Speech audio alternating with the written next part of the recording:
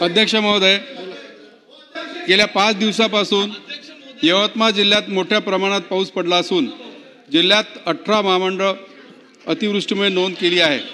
त्यामुळे जिल्ह्यातील अनेक नदी नाल्या आलेल्या पुराने वाहतूक ठप्प झाली, तर काही गावात घरामध्ये पाणी शिरून नागरिकांचे नुकसान झाले। शेत शिवाराला त्याचा मोठा फटका बसला आहे।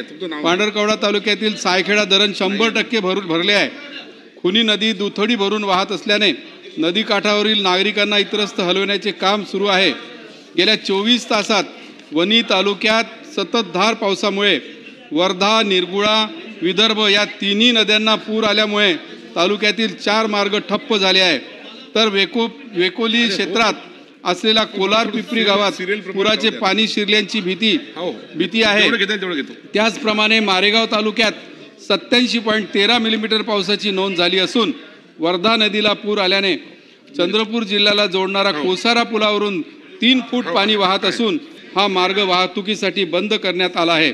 शासनाने तातडीने यवतमाळ जिल्ह्यातील वणी विधानसभा क्षेत्रात नुकसानीचे पंचनामे करून नुकसानग्रस्तांना त्वरित आर्थिक मदत करावी। तात्काळ पूरग्रस्त गावातील मदत कार्य राबवण्यात यावे।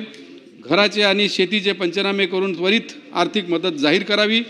WCLच्या उत्खननामुळे झालेला प्रवाह बदलाची चौकशी करून जबाबदार अधिकाऱ्यावर कारवाई करण्यात यावी।